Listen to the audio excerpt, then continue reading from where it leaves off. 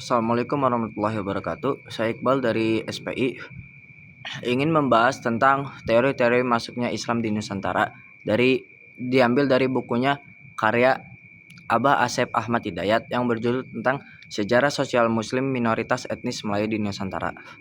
Teori masuknya Islam ke Nusantara itu merupakan kajian yang membahas waktu, jalur, pembawaan, dan mazhab Islam yang pertama kali menyebar di kawasan Asia Tenggara. Ada 4 teori dalam buku ini, yaitu yang pertama itu tentang teori India.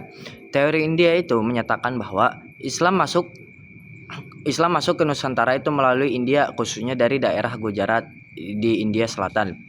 Pendukung teori ini antara lain itu adalah Senok Hourje, Mokoete, dan Brian Harrison. Mereka mendasarkan pendapatnya pada temuan batu nisan dan kesamaan bentuk Islam yang berkembang di Indonesia dengan yang ada di India Selatan. Namun teori ini juga mendapat kritik dari sejarawan seperti Fatimi dan Morrison yang menyatakan bahwa batu nisan bukan bukti kuat karena bisa jadi hanya merupakan barang dagangan.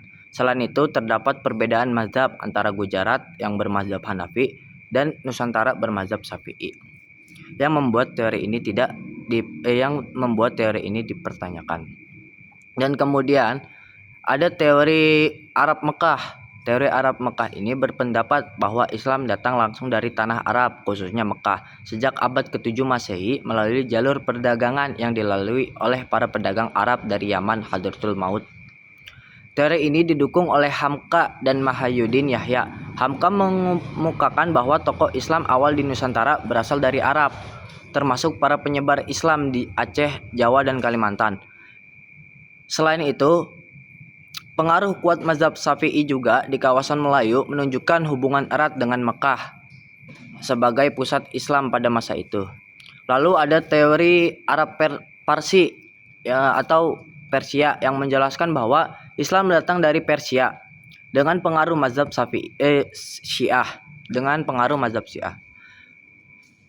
Pendukungnya antara lain teori Persia ini adalah Umar Amir Husain dan Husain Jayadiningrat.